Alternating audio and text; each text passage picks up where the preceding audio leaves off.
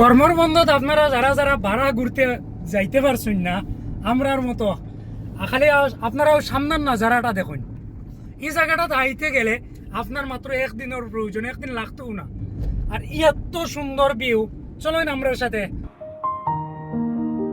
লেখক ইউনুস আমিন বড় ভুইনা, ভাঙা মনের কোণে অভিমান। আমরা বর্তমানে আছি আসাম মিজোরাম সীমান্তর একবারে শেষ দিকে।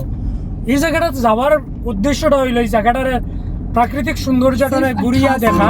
তুই চুপ থাকলে আমি অভিমান করলাম, তুই মুখ ফিরিয়ে নিলি আমি চোখ ভিজিয়ে নিলাম।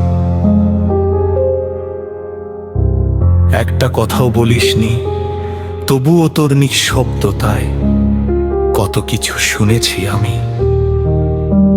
ভাঙা ঘড়ির মতো থেমে থাকা সময়, তোর কি হয়েছে প্রশ্নের অপেক্ষায়।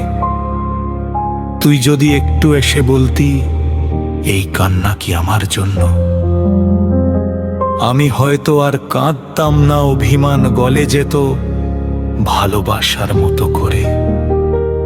তোর চোখের একটুখানি মমতা তলিয়ে দিত আমার সমস্ত না বলা কথা। মিছে অভিমানের কান্নাটা চোখের কোণে জমে থাকা নীরব একটা বৃষ্টি। তুই বুঝিস না, তবুও চুপ করে থাকিস, হয়তো ভালোবাসাটাই বলি হতে শিখে গেছে।